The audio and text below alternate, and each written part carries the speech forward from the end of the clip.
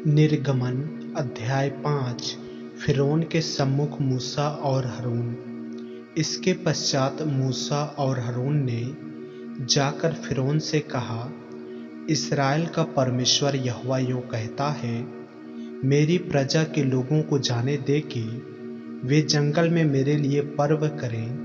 फिरौन ने कहा, यहोवा कौन है कि मैं उसका वचन मानकर इस्राएलियों को जाने दूं? मैं यहोवा को नहीं जानता और मैं इस्राएलियों को नहीं जाने दूंगा। उन्होंने कहा, इब्रियों के परमेश्वर ने हमसे भेंट की है, इसलिए हमें जंगल में 3 दिन के मार्ग पर जाने दे कि अपने परमेश्वर यहोवा के लिए बलिदान करें। ऐसा न हो कि वह हम में मरी फैलाए या तलवार चलवाए। मिस्र के राजा ने उनसे कहा, हे मूसा, हे हारून, तुम क्यों लोगों से काम छुड़वाना चाहते हो? तुम जाकर अपना अपना बोझ उठाओ।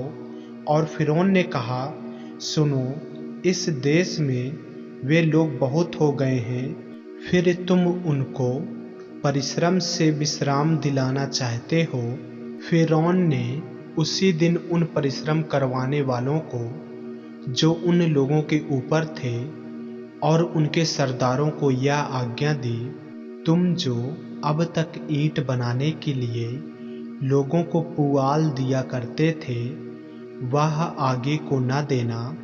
वे आप ही जाकर अपने लिए पुआल इकट्ठा करें। तो भी जितने ईंट अब तक उन्हें बनानी पड़ती थी, उतनी ही आगे को भी उनसे बनवाना। ईंटों की गिनती कुछ भी न घटाना, क्योंकि वे आलसी हैं। इस कारण यह कहकर चिल्लाते हैं, हम जाकर अपने परमेश्वर के लिए बलिदान करें। उन मनुष्यों से और भी कठिन सेवा करवाई जाए कि वे उसमें परिश्रम करते रहें और झूठी बातों पर ध्यान न लगाएं। तब लोगों के परिश्रम कराने वालों ने और सरदारों ने बाहर जाकर उनसे कहा, फिरौन इस प्रकार कहता है, मैं तुम्हें पुआल नहीं दूंगा। तुम ही जाकर जहाँ कहीं पुआल मिले वहाँ से उसको बटोर कर ले आओ, परंतु तुम्हारा काम कुछ भी नहीं घटाया जाएगा। इसलिए वे लोग सारे मिस्र देश में तितर बितर हुए कि पुआल के बदले खूंटी बटोरे। परिश्रम कराने वाले यह कह कह कर उनसे जल्दी करते रहे कि जिस प्रकार तुम पुआल पाकर किया करते थे, उसी प्रकार अपना प्रतिदिन का काम अब भी पूरा करो।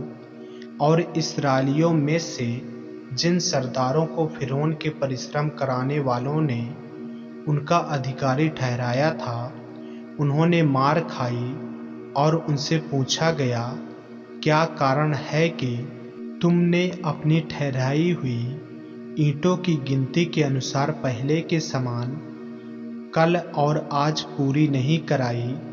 तब इस्राएलियों के सरदारों ने जाकर फिरौन को दुहाई यह कहकर दी, तू अपने दासों से ऐसा बर्ताव क्यों करता है? तेरे दासों को पुआल तो दिया ही नहीं जाता और वे हमसे कहते रहते हैं, ईंट बनाओ, ईंट बनाओ।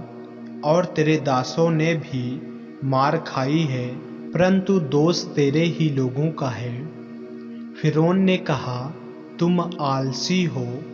आलसी इसी कारण कहते हो कि हमें यहोवा के लिए बलिदान करने को जाने दे। अब जाकर अपना काम करो और पुआल तुमको नहीं दिया जाएगा, परंतु ईंटों की गिनती पूरी करनी पड़ेगी।